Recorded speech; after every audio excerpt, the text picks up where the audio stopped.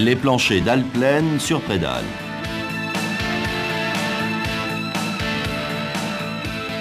Dans le cas d'organisation spécifique d'un chantier, nous pouvons être amenés à réaliser un stockage de prédales. Quelques précautions sont à prendre. Une zone plane et bien stabilisée est aménagée.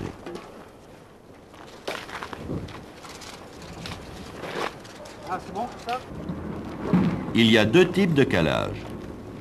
L'un pour les prédales en béton armé, l'autre pour les prédales en béton précontraint. Voici un empilage de prédales en béton armé de 5 mètres de long. Le poids doit être bien réparti.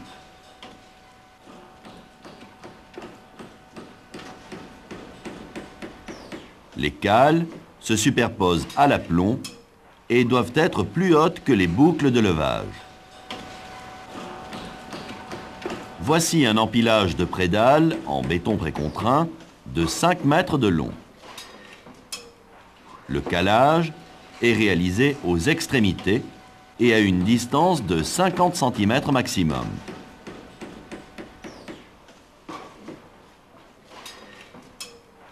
Ici, les cales sont mal positionnées. La pièce précontrainte casse en partie supérieure. La pièce précontrainte est fragile dans les phases de manutention. Cela est dû à la conception de fabrication. Les torons d'acier sont tendus sur le banc de préfabrication. Le béton est coulé. Les torons d'acier sont situés dans la partie inférieure.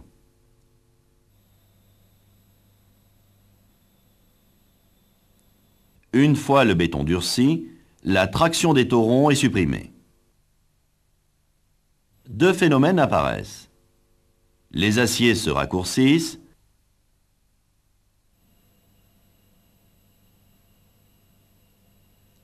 et compriment la zone inférieure. Une contre-flèche apparaît.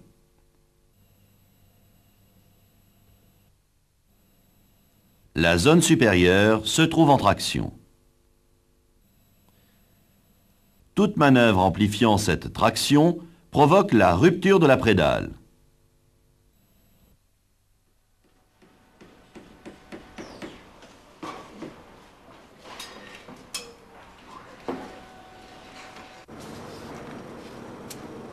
La rase est vérifiée. La qualité de l'appui est contrôlée.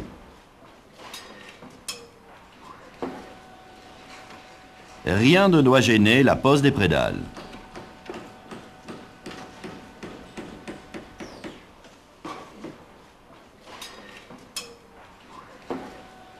Voici la partie supérieure du voile.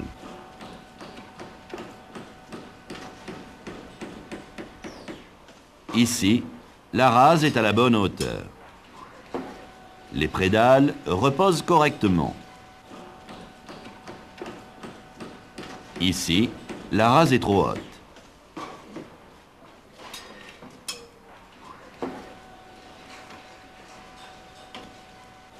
Le mur est repiqué. Le repiquage du mur n'assure pas une rase nette.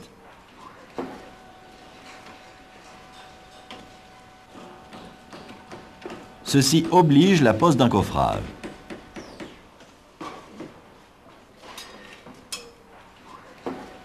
La rase est trop basse. Un coffrage est mis en place.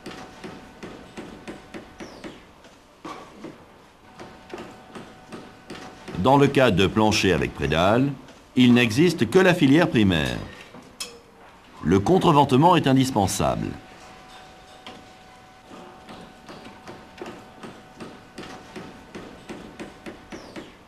Même dans le cas d'une petite portée, le contreventement est indispensable.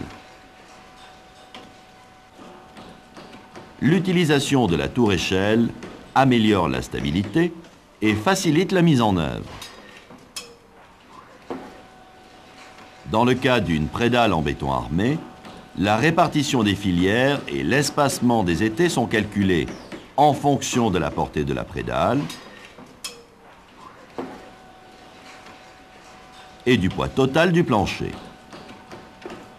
Ici, 2 filières suffisent. Ce plancher plus épais nécessite 3 filières.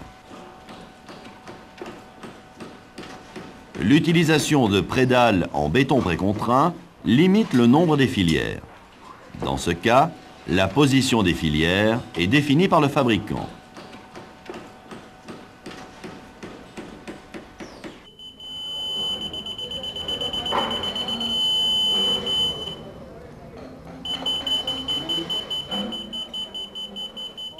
Les filières sont réglées avant la pose de la prédale.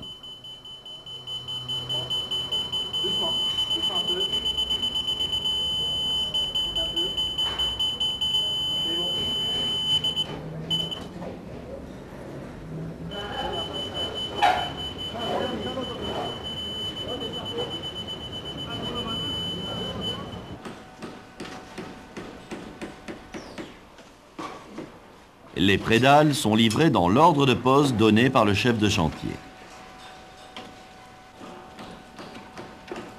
Les protections de sécurité sont mises en place avant l'élingage.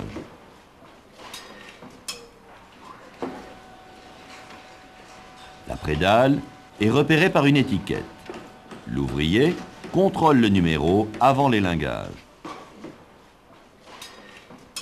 Un contrôle visuel permet de détecter les éventuels défauts de scellement.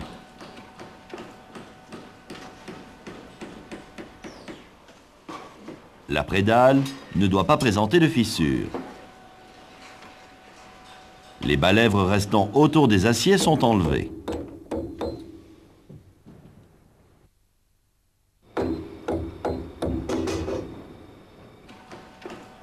Voici les boucles de levage et de fixation de sécurité.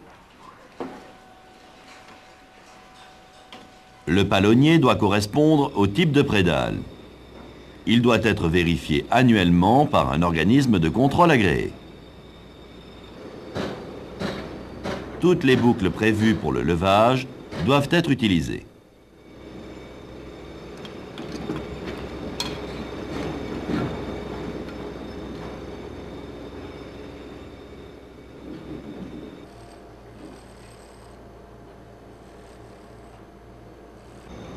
Pendant la mise en tension du palonnier, l'ouvrier surveille que les câbles se mettent en bonne position.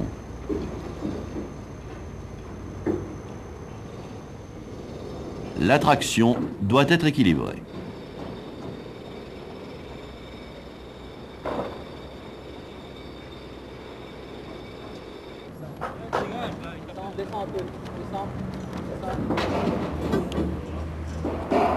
Ouais, c'est la bonne. Hein.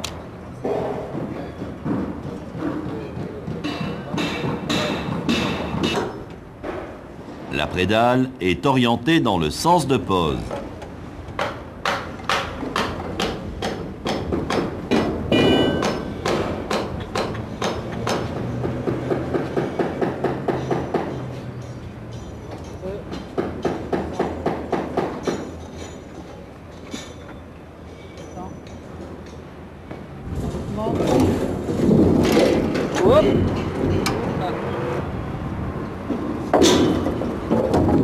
Les garde-corps sont enlevés.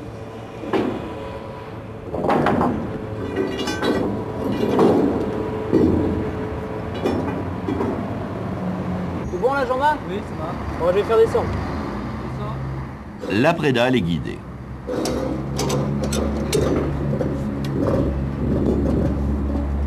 bon pour moi? Moi aussi.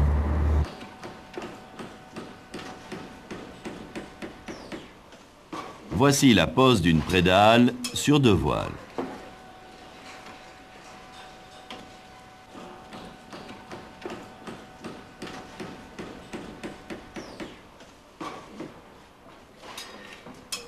Les appuis sont répartis de manière identique.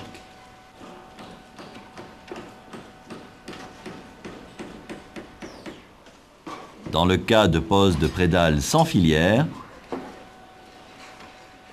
l'appui est de 4 cm minimum.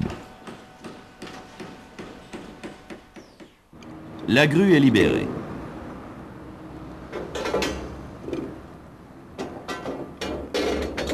Les sécurités complémentaires sont installées.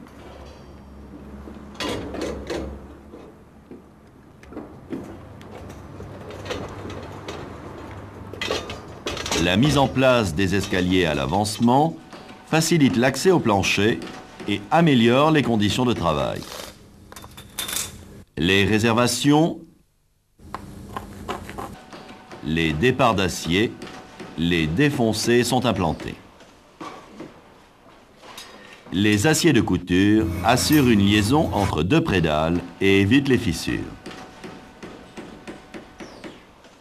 Les gaines électriques et les fourreaux sont posés.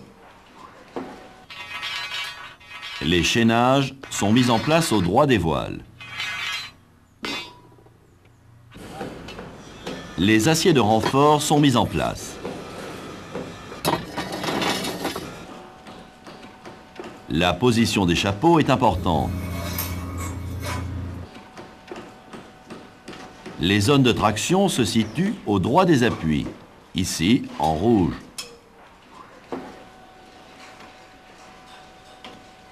Les chapeaux sont positionnés dans cette zone.